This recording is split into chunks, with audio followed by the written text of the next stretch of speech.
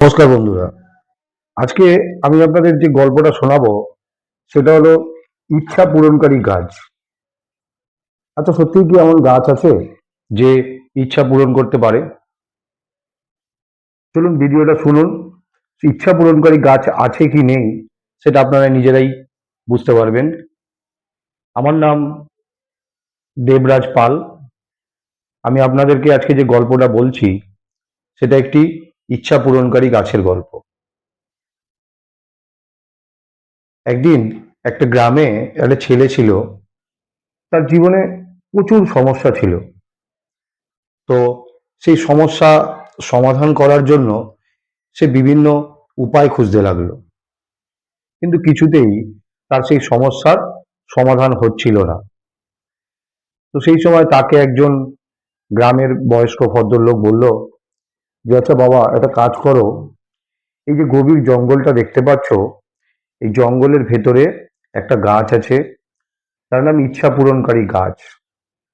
তো তোমার জীবনে তো অনেক সমস্যা রয়েছে, তুমি একটা কাজ করো, এই জঙ্গলের মধ্যে যাও এবং সেখানে তোমার একটা ইচ্ছা পূরণকারী গাছের দেখা মিলবে।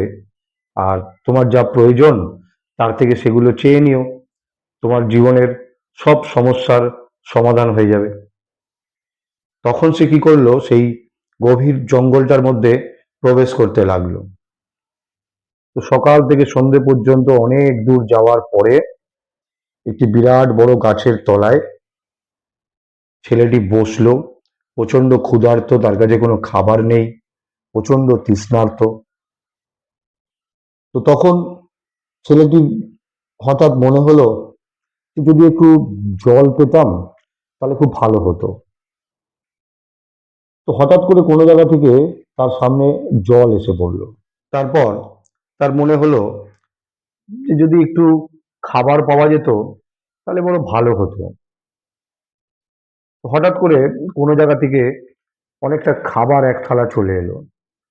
তো তখন সে প্রচন্ড ক্ষুধার্ত ছিল, তৃষ্ণার্ত ছিল। তো সে বুঝতে পারছিল না যে এই জল, খাবার আসছে কোথা থেকে। তখন সে সেই বুদ্ধিটা লাগাতে পারছিল না। তো সে প্রচন্ড ক্ষুধার্ত ছিল, সব খাবারটা সে খেয়ে নিল। খেয়ে যখন তার শরীরটা একটু রিল্যাক্স হলো, তখন সে ভাবতে শুরু করলো, আচ্ছা, আমি তো জল চেয়েছিলাম, তো জলটা দিল কে? এরপর আমি যখন খাবার চাইলাম, তখন সেই খাবারটাও বা দিল কে?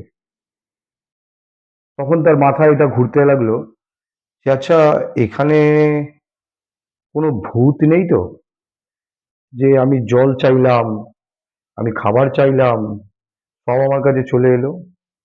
তো ঠিক যে মুহূর্তে সে ভূতের কথা ভেবেছে, সঙ্গে সঙ্গে তার কাছে একটা ভূত এসে হাজির হয়ে গেল।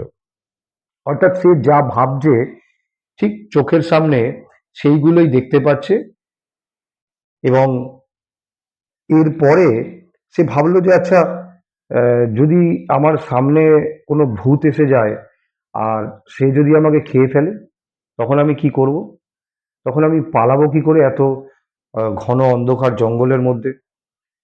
তখন সামনে হঠাৎ করে একটা ভূত এসে পড়লো এবং সে সেই লোকটাকে খেয়ে ফেললো।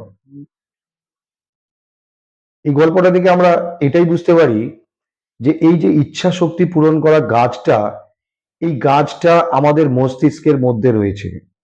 অর্থাৎ আপনি যা ইচ্ছে করবেন, যেরকম ভাববেন, আপনার সাথে ঠিক সেরকমটাই হবে। আপনি মনে করুন যে আপনার জীবনে অনেক সমস্যা রয়েছে।